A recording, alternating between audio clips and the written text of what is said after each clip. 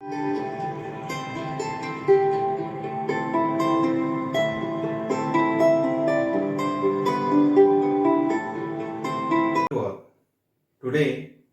we are going to understand a new topic of economics. Utility. Utility क्या होती है? Utility it means उपयोगिता.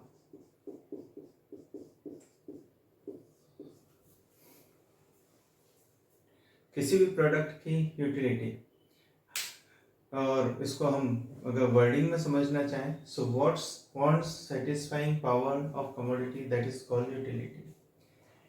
ठीक है, किसी भी प्रोडक्ट को हमने खरीदा, परचेस किया, परचेस करने के बाद में उसकी कितना यूटिलाइजेशन है, ठीक है, वो हमको सेटिस्फाई कर पा रहा है कि नहीं कर पा रहा है, दैट इज कॉल्ड यूटिलिटी.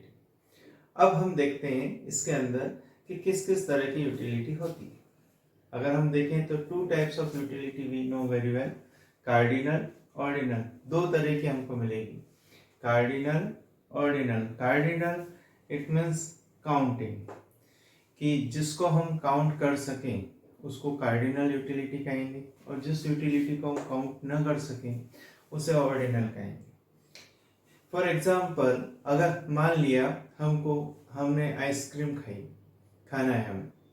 अब आइसक्रीम खाने के लिए फर्स्ट आइसक्रीम मुझे ज़्यादा सेटिस्फेक्शन देगी, मुझे ज़्यादा अच्छी लगेगी, ठीक है. सेकेंड आइसक्रीम उससे थोड़ी कम लगेगी, थर्ड आइसक्रीम उससे कम लगेगी, फोर्थ आइसक्रीम फिर उससे कम लगेगी, फिफ्थ हो सकता है उसके बाद में, फिफ्थ के बाद में मैं उसे खा ना पाऊँ, ठीक है. तो हम अगर मैं उसके बाद में मुझे कोई ट्रीट करता है, कहता है कि आज तो मेरा बर्थडे है, एक आइसक्रीम और खा लो, तो ऐसा पॉसिबल नहीं है कि मैं एक आइसक्रीम और खाऊं, ठीक. तो इसके लिए जब तक फर्स्ट जब मैंने आइसक्रीम खाई थी तो यूटिलिटी सबसे ज़्यादा थी, ठीक है. तो उसको हम अगर 10 देना चाहें पॉइंट, तो 10 पॉइंट दिए हमने. लेकिन उससे सेकंड आइसक्रीम जब हमने ईट करी तो उसकी यूटिलिटी और कम हुई, थर्ड की और कम हुई. तो हमने यूटिलिटी को क्या कहा, want satisfying power of commodity. हमको हमारी कमोडिटी जो है हमारी, वो हमारी को सेटिस्फाई कर रही है, ठीक है, हमारी इच्छाओं को सेटिस्फाई कर रही है. अब इसको हम काउंट कर सकते हैं. तो जैसे मैंने फर्स्ट आइसक्रीम को 10 दिया, सेकंड को 9 दिया, थर्ड को 7 दिया. इस तरह से अगर मैं सबको देता गया तो पॉइंट, तो उस कंडीशन में उसको कार्डिनल में लिखा. लेकिन ऐसी यूटिलिटी जिनको हम काउंट न कर सकें, जैसे कि अगर हम देखें लव, मैं इतना प्यार करता हूँ, तो इतना प्यार करता हूँ इट मीन्स 100 ग्राम, 200 ग्राम, 50 ग्राम, हम कुछ काउंट नहीं कर सकते. We have no unit for this, so उसको ऑर्डिनल में लेंगे, ठीक है. मोहनलाल जी कितने ऑनेस्ट हैं, वो इतने ऑनेस्ट है, तो कितने ऑनेस्ट है हम पता नहीं लगा सकते. तो उस कंडीशन में हम ऐसी टर्म जिनका मेजरमेंट न कर पाए ऑर्डिनल में आएगी. आई थिंक कार्डिनल और ऑर्डिनल दोनों समझ में आ गए.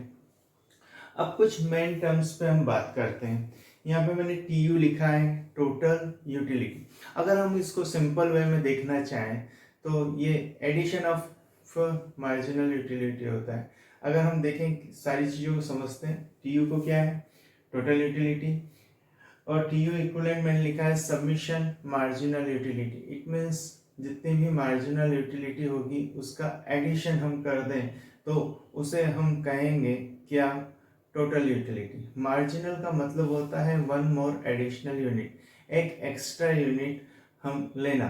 तो हम यहाँ पे यही लिख रहे हैं, total utility equivalent submission of marginal utility. मैंने यहाँ पे लिखा भी है sum total of marginal utility.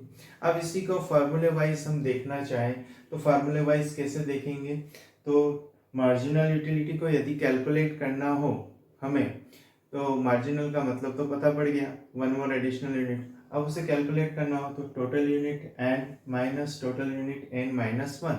It means total utility n का मतलब जो हमारी करंट यूटिलिटी हो, ठीक है, ठीक. तो उस करंट यूटिलिटी को हम यहाँ पे लिखेंगे, और उसको प्रीवियस यूटिलिटी में से माइनस करेंगे, मतलब करंट माइनस प्रीवियस हो रहा है, ठीक है। तो total utility n minus total utility n minus 1, या फिर हम इसको दूसरे तरीके से भी रिप्रेजेंट कर सकते हैं जो कि यहाँ पे लिखा हुआ है marginal utility equivalent total utility, marginal utility equivalent changes in total utility changes in quantity, changes in total utility, changes in quantity. Both formulas are same, right? Next thing is here we can understand, हम इसको एक और तरीके से समझ सकते हैं, वो है कि टेबुलर प्रेजेंटेशन से। यहाँ पे मैंने कमोडिटी लिखा है, थिंक कोई भी वस्तु हो सकती है, टोटल यूटिलिटी का एक कॉलम है, मार्जिनल यूटिलिटी का कॉलम है। एक चीज और ध्यान रखना है, वो है यूटिल्स। यूटिलिटी की यूनिट यूटिल्स होगी, जिस मीटर की हम कहते हैं मीटर्स, सेंटीमीटर, और इस तरह की हमारी यूनिट्स होती है। इसी तरह से यूटिलिटी की यूटिल्स यूनिट है।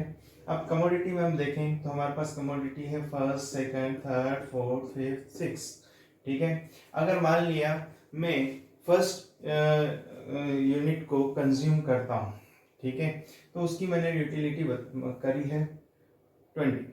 उसको मैंने क्या दिया कि उसकी यूटिलिटी कितनी, पहली आइसक्रीम मैंने खाई थी तो उसको मैंने 20 मेरी यूटिलिटी थी उसकी। सेकंड खाई तो मेरी यूटिलिटी कम हुई, 15 हो गई। थर्ड पे मेरी यूटिलिटी और कम हुई, 10 हो गई। फोर्थ पे 5 हो गई। फिफ्थ जैसे ही आया 0 हो गई। अब मुझे मेरे फ्रेंड ने कहा मेरा बर्थडे, एक आइसक्रीम और नहीं खाओगे, तो उसने ज़बरदस्ती मुझे खिलाई, तो मेरे लिए वो यूटिलिटी माइनस में चली गई, प्लस नेगेटिव में चली गई। अब ये चीज़ हमने समझ ली, इसी से हम टोटल यूटिलिटी बना लें। तो फर्स्ट तो हमारी यूटिलिटी हमने लिखी, लेकिन अगर इस यूटिलिटी में हम 15 प्लस कर दें तो 35 आ जाएगा। 35 में 10 प्लस कर दें 45 आएगा। 45 में 5 प्लस करें 50 आएगा। लेकिन 50 में 0 प्लस करेंगे तो 50 आएगा। अब यूटिलिटी माइनस होने पे 50 में से 5 माइनस करेंगे 45 आएगा। इस तरह से हम हमारी इसकी कैलकुलेशन कर सकते हैं। इस तरह के क्वेश्चंस हमें कैलकुलेट करने के लिए आते हैं कि हमें कमोडिटी दे दिया और मार्जिनल यूटिलिटी दे दिया तो हमें टोटल यूटिलिटी कैलकुलेट करना पड़ती है। ये तो हमने एक टेबल ऑफ प्रेजेंटेशन समझा है। इसके अलावा अगर हम देखें तो हमारे पास में कभी कभी कुछ चीज़ें और समझने के लिए आती है, उसको हम इजीएस्ट वे में समझने की कोशिश कर रहे हैं। Single commodity, double commodity. Single commodity में हम बात करें कि हर व्यक्ति अपनी परचेसिंग जब भी करना चाहता है, जब भी वो परचेसिंग करता है तो वो डिपेंड करता है उसकी इनकम के ऊपर। अगर मान लिया मेरी इनकम बहुत ज़्यादा है तो उस हिसाब से मैं अपने प्रोडक्ट को सिलेक्ट करूंगा। It means everything is depends on money. Money it means income, right. अगर मान लिया मैं किसी प्रोडक्ट को खरीद रहा हूँ तो उसकी प्राइस भी देखूंगा, उसकी यूटिलिटी भी देखूंगा। तो यहाँ पे मैंने लिखा है marginal utility of commodity x upon price of commodity x, ठीक है।